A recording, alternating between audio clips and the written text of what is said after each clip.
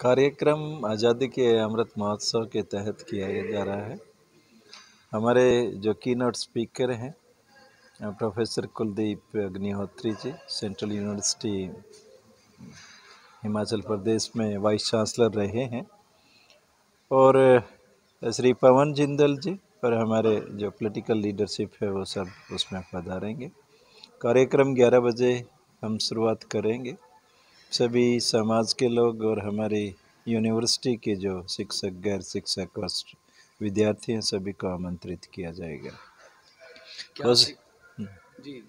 कोशिश की जाएगी कि हम अपनी स्वतंत्रता संग्राम के इतिहास के माध्यम से अपनी आने वाली पीढ़ी को अवगत कराएं और उस जिस तरीके का गौरव हमारे देश को हासिल है उसमें उनको सम्मिलित करें, उसकी जानकारी दें, और इस तरीके से हम अपने जो भारत है, भारत देश जिसका एक ब्रांड के नाम पर दुनिया के सामने पेश कर सकें। कौन कौन से गेस्ट को इनवाइट किया गया? श्री पवन जिंदल जी हैं, समाज सुधारक हैं, यहाँ पर आते जाते भी रहे हैं और राष्ट्रीय स्वयं संघ से जुड़े हैं। हमारे दूसरे, जैसे मैंने पहले कहा कि प्रोफेसर कुलदीप अग्निहोत्री जी हैं, जो सेंट्रल यूनिवर्सिटी हिमाचल प्रदेश में वाइस चांसलर के पद पे रहे हैं और एक अच्छे वक्ता, और ख़ास तौर पर स्वतंत्रता संग्राम के इतिहास के बारे में बहुत अच्छा व्याख्यान वो देंगे। इसके अलावा हमारे यहाँ के जो स्थानीय नेता हैं, राजनीतिक नेता हैं, उन सभी को हमने आमंत्रित किया है। और ख़ास तौर पर अगर नाम लिया जाए तो हमारी जो एमपी हैं मैडम दुग्गल जी, सुनीता दुग्गल जी, मैडम नैना चौटाला हैं, और डॉक्टर अजय सिंह को भी आमंत्रित किया है। तो सभी यहाँ पर उम्मीद है कि सभी लोग उपस्थित रहेंगे कल को और आप लोगों के साथ वो विचार साझा करेंगे। जी मित्र साहब, क्या कुछ कार्यक्रम रहेगा स्वतंत्रता सेनानियों के उपलक्ष्य पर? देखिए, मैं ये समझता हूँ कि भी हरियाणा यूनियन ऑफ जर्नलिस्ट ने ये इनिशिएटिव लिया है कि भी पत्रकार भी समाज का अंग है। तो इस प्लेटफॉर्म पर देश का जो अमृत आज़ादी का अमृत उत्सव चल रहा है उसको हम अवलोकन होना चाहिए कि वेयर वी स्टैंड, समाज कहाँ स्टैंड करता है। तो ये इस तरह के 24-25 कार्यक्रम रहेंगे, विभिन्न सब्जेक्ट्स पर रहेंगे। और पहला कार्यक्रम सिरसा यहाँ चौधरी देवलाल यूनिवर्सिटी के अंदर कार्यक्रम हो रहा है, और हम यहाँ पर कई विचारों का संगम हो रहा है। और ये जो तपस्थली है, संतों की भूमि है सिरसा, तो यहाँ पर हम भावी पीढ़ी को और ये वर्तमान पीढ़ी को कुछ लोगों ने षड्यंत्र से इतिहास को गलत बता करके ठगा है। तो यहाँ से शुरुआत हम कर रहे हैं कि भी स्वतंत्रता संग्राम का इतिहास केवल 1857 से नहीं, उससे पहले भी है।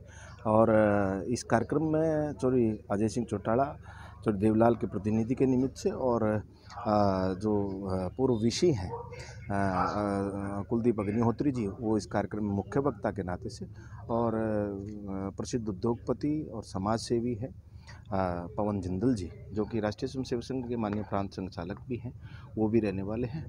तो इस तरह के ये विभिन्न यूनिवर्सिटीज़ में with the collaboration of Haryana union of journalist ये कार्यक्रम रहने वाले हैं। और एक हम नई परंपरा, नया अभिनव प्रयोग कर रहे हैं कि भी पत्रकारिता के प्लेटफॉर्म पर भी ये तटस्थता से कोई भी स्वतंत्रता के आंदोलन के इतिहास के लिए विश्वविद्यालय के प्लेटफॉर्म पर एक चर्चा के लिए अवसर उपलब्ध करवा रही है, एक इंटेलेक्चुअल डिस्कशन और डिबेट के लिए। ये कार्य जिला प्रशासन और सरकार का है, क्योंकि पूरा देश अमृत उत्सव मना रहा है। वो इनकी मैं आपको स्पष्ट कर रहा हूँ, एक सोशल ऑडिट, एक 74 इयर्स का जो सफ़रनामा एज ए नेशन, इसका आधार ये है। और हमारा ये कार्यक्रम 11 बज के तकरीबन 2 बजे तक का है। और हरियाणा जर्नलिस्ट का एक प्लेटफार्म ऐसा है जहाँ कोई भी अपनी बात रख सकता है। तो हमारी भूमिका इतनी ही रखी है, इससे ज़्यादा में हमारा व्यवस्थाएं गड़बड़ा जाएंगी और वो हमारे लिए संभव नहीं है। दूसरा, हमारे पास कहीं कोई राज्य सरकार से या किसी अन्य संस्थान से ना कोई कार्यक्रम की स्पॉन्सरशिप है, ना हमने कोई किसी से पैसा ले रखा है, ना कोई चंदा ले रखा है। ये जन सहयोग से, जन सरोकार हमने इस मिशन का नाम दिया है। हमारी इतनी भूमिका है कि विश्वविद्यालय के उस सहयोग से और हम आप लोगों को आमंत्रित करके उन विषयों पर जो सामयिक हैं और जो समाज के समक्ष एक नेशन के रूप में जो चुनौतियां हैं आज, उनके बारे में हम चर्चा करके वो रिपोर्ट सरकार तक भेज पाएँ। हमारी सीमाएं बहुत सीमित हैं, हमारी क्षमताएं सीमित हैं, विचार असीमित है, विचार बड़ा है और उस विचार में अच्छे लोगों का सहयोग मीडिया के साथियों का रहे, इंटेलेक्चुअल्स का रहे, इंस्टीट्यूशंस का रहे, प्रशासन का रहे, शासन का रहे, ऐसी हम उम्मीद करते हैं। हरियाणा यूनियन ऑफ जर्नलिस्ट की तरफ से एक तो संस्था और सर की तरफ से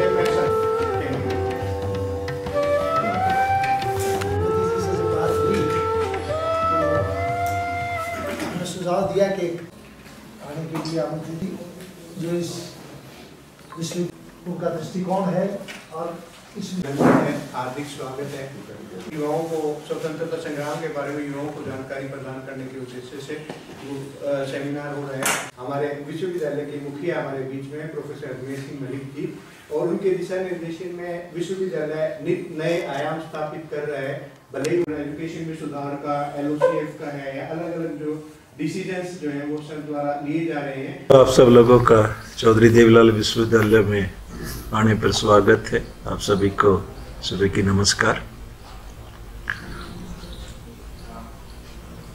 यूनिवर्सिटी में जो भी गतिविधियां होती हैं उसमें एक बहुत इम्पोर्टेंट होता है कि हम समाज में जो भी विचार है, आइडियोलॉजीज हैं या जो भी घटनाएं हो रही हैं उनके बारे में विचार विमर्श किया जाए। वास्तव में यूनिवर्सिटी को समाज और सरकार के बीच में, सरकार तो नहीं कहूँगा, राज्य के बीच में एक ब्रिज के रूप में देखा जाता है। राज्य क्या चाहता है, उसकी नीतियाँ क्या हैं और समाज उन नीतियों को किस तरीके से उनको अपनाता है और उनके बारे में किस तरीके से उनके प्रति अपनी रिएक्शन देता है, अपना रिस्पॉन्ड करता है, उस तरीके की बातों के बारे में।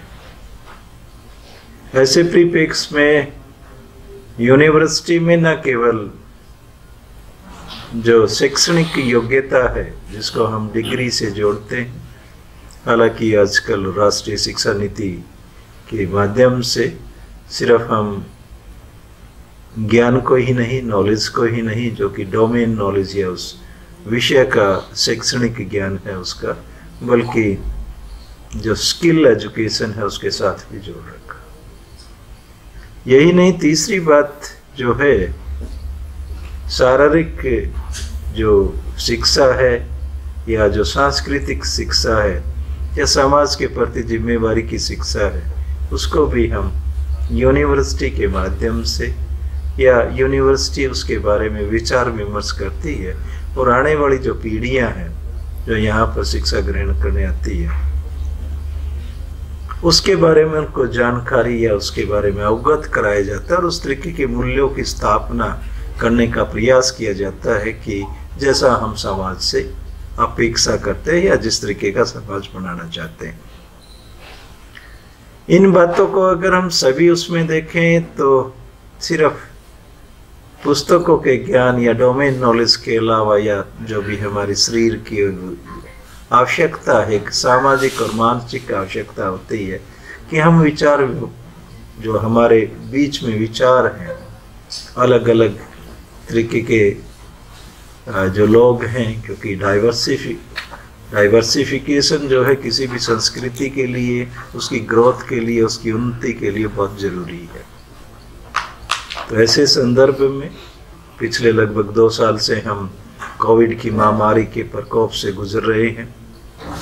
एक हमें अवसर मिला था कि हम एक नई शुरुआत करें और उस नई शुरुआत के तहत हरियाणा यूनियन ऑफ जर्नलिस्ट जो एक संस्था है जो इन आदान प्रदानों के बीच में एक चैनल ऑफ कम्युनिकेशन, मैं कहूँगा, समाज के बीच में, स्टेट के बीच में और इस तरीके की जो एजुकेशनल इंस्टीट्यूशंस हैं, यूनिवर्सिटीज़ हैं, उनके बीच में बहुत इफ़ेक्टिव, बहुत अहम भूमिका निभा सकती है। उस तरीके का इन्होंने एक बात कही, एक मसौदा दिया कि हम आज़ादी के अमृत महोत्सव जो कि हमारा देश मना रहा है 75वीं वर्षगांठ पे, तो उस वर्षगांठ पे हम इस तरीके का एक आयोजन करें। और आयोजन भी उन्होंने कहा कि चौधरी देवीलाल विश्वविद्यालय के यहाँ से अगर उसकी शुरुआत हो तो हम उसको काफ़ी प्रभावित तरीके से कह सकते हैं।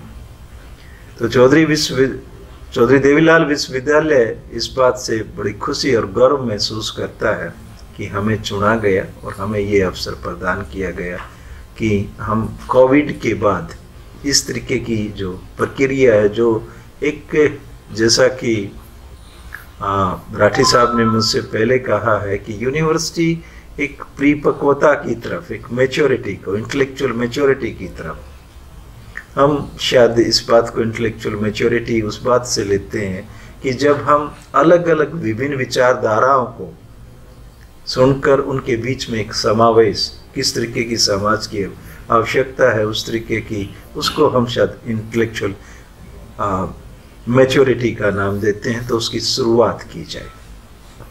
जैसा आपको बताया गया है कि परसों 27 दिसंबर को उसकी शुरुआत होगी। उसमें आज़ादी के अमृत महोत्सव के प्रोग्राम के तहत जो कि भारत सरकार ने उस बात को बड़ी ज़ोर शोर से, और हमें मनाना भी चाहिए, हमें गर्व की बात है, तो उसके तहत एक स्वतंत्रता संग्राम के इतिहास की जो शुरुआत है उससे हम कर रहे हैं। हम अपने जो भी यहाँ समाज है, लगभग समाज के सभी वर्गों को हमने न्योता दिया है, सभी को हम यहाँ पर बुला रहे हैं। आप लोग भी होंगे, हमारे जो यहाँ के कर्मचारी हैं, शिक्षक और गैर शिक्षक, और हमारे जो विद्यार्थी हैं, उन सबको हम न्योता दे रहे हैं। हमारा यूनिवर्सिटी का जो ऑडिटोरियम है उसमें उस तरीके का प्रोग्राम करेंगे। हमारे यहाँ जो आने वाले विशिष्ट अतिथि हैं उनमें श्री पवन जिंदल जी, जैसे कि आपने उनके बारे में जानते हैं, और सेंट्रल यूनिवर्सिटी हिमाचल प्रदेश में पूर्व कुलपति रहे, जो कि एक विद्वान व्यक्ति हैं, तो उनको जो मुख्य वक्ता के रूप में उनको बुलाया गया है।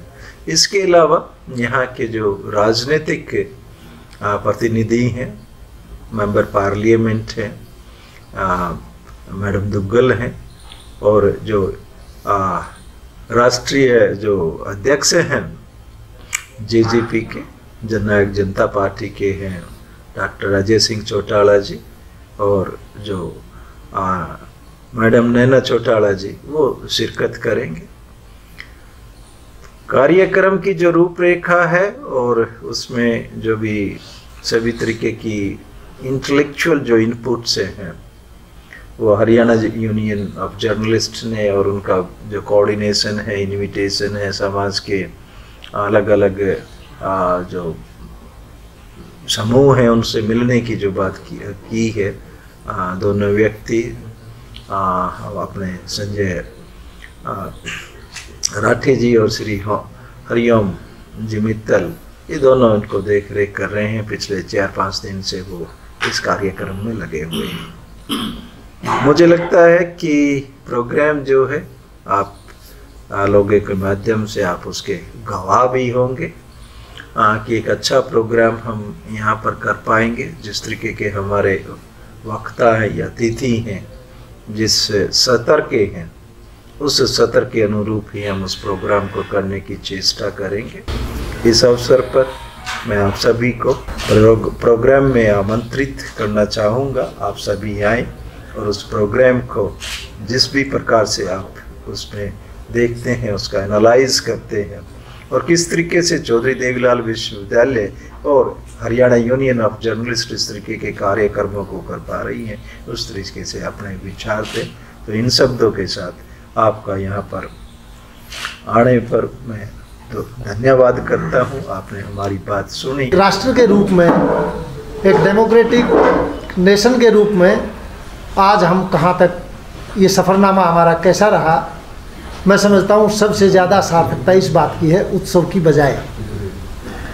इसी क्रम में माननीय पवन जिंदल जी से जब चर्चा हुई तो उन्होंने सहमति दी कि हम सब मिलके, क्योंकि आज़ादी का उत्सव या समाज की जो स्थिति है उसमें हम सब बराबर के भागीदार हैं और उसकी चिंता हम सबको होनी चाहिए। तो ये पूरी प्रस्तावना कि हमारी आज़ादी के आंदोलन में जिन लोगों ने अपनी शहादत दी वो इस मुल्क को कैसा देखना चाहते थे, क्या हम उनके सपनों को पूरा कर पाए, क्या हम उस दिशा में कितना बढ़ पाए, या एक व्यवस्था के रूप में जो हमने एक डेमोक्रेसी का जो स्वरूप, पार्लियामेंट्री फॉर्म ऑफ डेमोक्रेसी के रूप में हमने यहाँ अपने मुल्क के लिए जो 26 जनवरी 1950 को इस संविधान के लागू होने के बाद आज वो कहाँ तक कितना कारगर है, मीडिया की क्या स्थिति है, हमारी न्यायपालिका की क्या स्थिति है, कार्यपालिका की क्या स्थिति है, और विधायिका अपनी भूमिका किस रूप में निर्वहन कर पा रही है।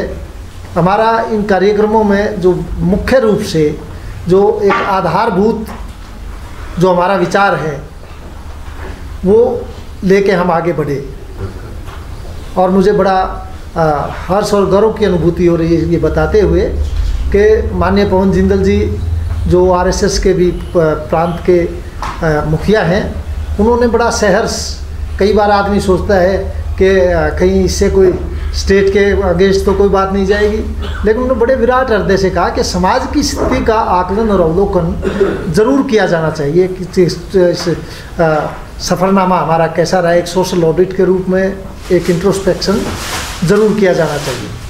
और यहाँ आए तो आपके विश्वविद्यालय के सभी जो डॉक्टर साहब की पूरी टीम है, जो प्रोफेसर मलिक की, उन्होंने बहुत सहज भाव से इस हमारे निमंत्रण को स्वीकार करते हुए यहाँ बहुत सहयोग का अनुभव रहा है। मुझे पिछले कई दिन से यहाँ हूँ और ये विश्वविद्यालय भी हमारे सामने ही बने, अब धीरे धीरे अपने परिपक्व यौन की तरफ बढ़ रहा है। एक बहुत सुंदर वातावरण हमने देखने को मिला।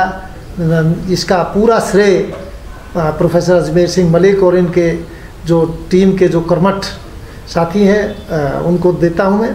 और बहुत यहाँ ये विश्वविद्यालय और उन्नति प्रगति के नए आयाम स्थापित करे, ऐसा मैं परमात्मा से प्रार्थना करता हूँ। और ये कार्यक्रम हर ज़िले में किए जाने हैं और हमारे पत्रकार साथियों की भी उसमें पूरी भूमिका रहेगी। आज परसों भी कुछ साथी प्रदेश के विभिन्न कोनों से आएंगे और क्योंकि अभी अगला महीना और ज़्यादा सर्दी का रहेगा तो हमने अगले महीने में 2 कार्यक्रम प्रस्तावित हैं किन्हीं 2 विश्वविद्यालयों में। उसके बाद इसी तरह हर महीने 3 से 4 कार्यक्रम हम करेंगे, तब जाके अगले 15 अगस्त तक ये कार्यक्रम जो पूरे हो पाएंगे। एक पूरी इन कार्यक्रमों की एक विस्तृत रिपोर्ट के प्रदेश के आमजन की, इंटेलेक्चुअल्स की, मीडिया की, तमाम जो प्रबुद्ध लोग हैं या जो समाज के अंतिम क्रम में जो लोग हैं, उनकी एक विस्तृत रिपोर्ट केंद्र सरकार को, सभी प्रदेश सरकारों को, डिफरेंट पॉलिटिकल पार्टीज़ को, सभी मीडिया हाउसेज और प्रदेश की सभी विश्वविद्यालयों को वो रिपोर्ट हम भेजेंगे। मैं समझता हूँ कि आप सबका इन कार्यक्रमों में भागीदारी जिस भी रूप में संभव हो तो और भी अच्छा रहेगा। और परसों इस पहले कार्यक्रम में जिसके लिए सिरसा का चयन हुआ है, मैं बहुत अपना सौभाग्य समझता हूँ कि मैं एक तरह से अपने ही घर में एक कार्यक्रम का आयोजन आप सब साथियों के सहयोग से, मदद से करने जा रहा हूँ। और इसमें विश्वविद्यालय के कुलपति जी का मैं पुनः आभारी हूँ कि हमें यहाँ बिल्कुल एक इतना सहजता के साथ उन्होंने हमारे निमंत्रण इस प्रार्थना को स्वीकार किया और पूरा सहयोग हमें मिल रहा है। मैं इसके लिए भी उनका विशेष रूप से आभारी हूँ। और इन कार्यक्रमों में बाकी में भी आप सब लोगों की शिरकत रहे, ऐसी मैं उम्मीद करता हूँ।